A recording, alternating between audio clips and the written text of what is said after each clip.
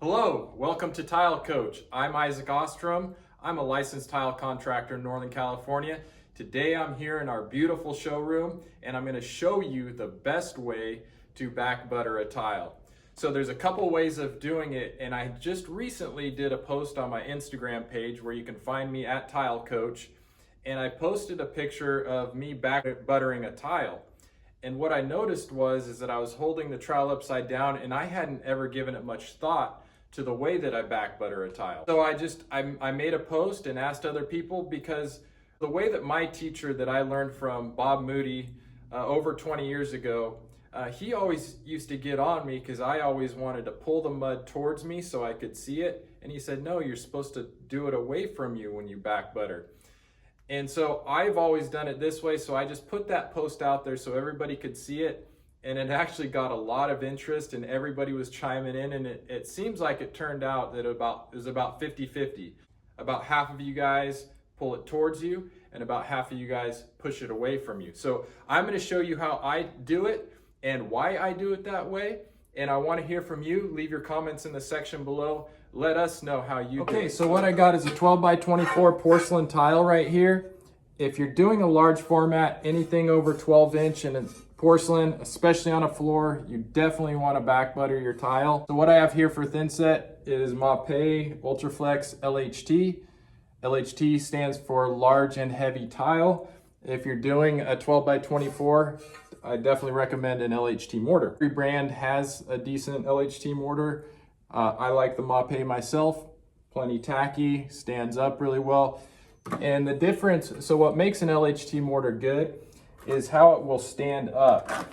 So I'm just gonna take a scoop of this thin set, and you can see how it'll stick to the trowel and it'll wanna stand up. It's not as runny. So an LHT mortar, when you set your tile, it won't sag down. And it also, you can build it up thicker and it won't shrink. So anyway, so I have my LHT mortar. So what I was saying with the back butter, the way I was taught was to go away. And I like to pull the mud. So you see I flip the trowel around so that I have the flat edge down. So what I'll do is take my trowel, and then the reason I like to go towards me, because I know exactly how much mud I want to pull towards me and I can see it. So I have that.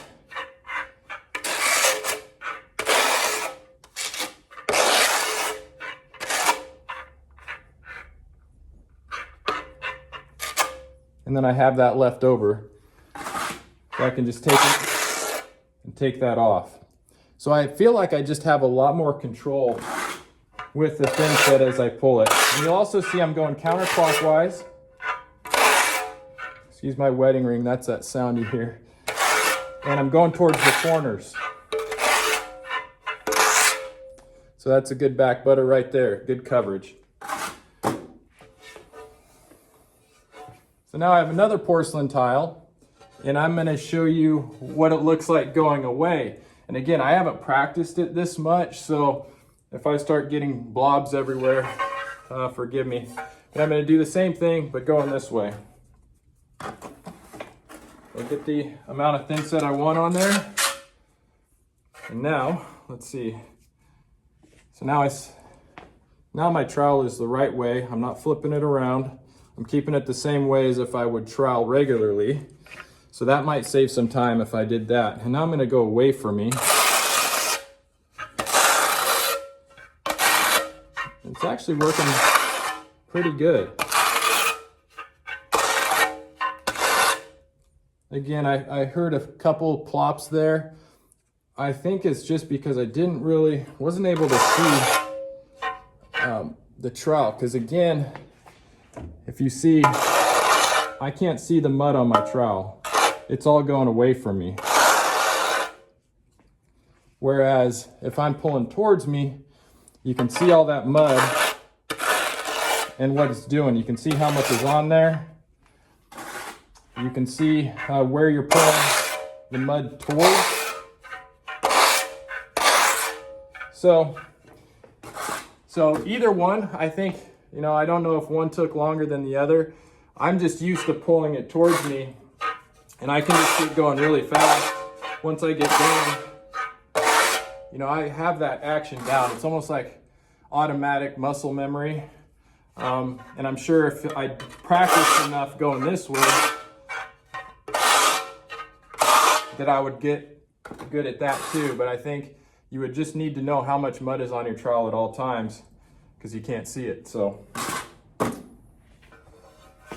if you're an apprentice or you're just learning, that might be one of the reasons why you're checking out this video.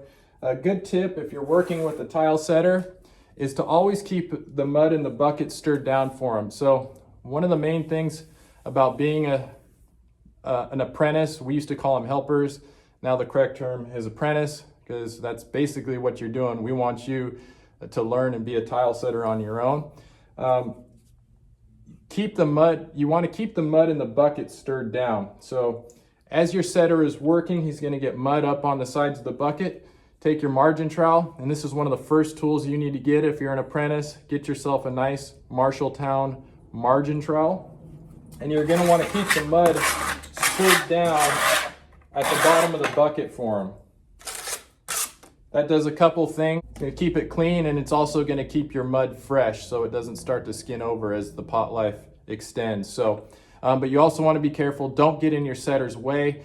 Don't stick your margin trowel in the bucket when he's trying to trowel mud out of it. So if you're a helper, just pay attention, and you'll see those little lulls where you can jump in there and you can trowel the mud down.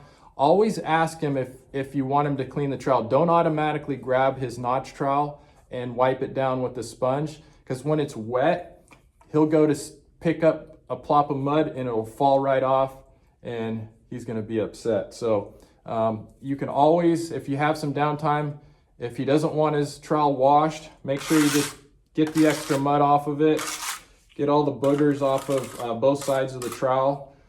That'll ensure that he stays a lot cleaner and he's not getting plops and everything here and there. So that's just a tip for you guys learning, and if you're going to be an apprentice. So there you have it, some of the basics on back buttering tiles and the two different ways that I see people doing it. Make sure to leave your comments in the section below, because I want to hear what method you like to use and what you think is best, or maybe you have a better way that I didn't cover and that we can all learn from it. So, well, I hope you learned something, and I hope you enjoyed this short little video I made. If you did, make sure to hit the like button and subscribe and turn on your notifications if you already haven't. I upload a new video about once a week. Make sure to watch the next video coming up. You'll be sure to want to see it. And last but not least, I love you guys. I love being your tile coach, and we'll see you on the next video.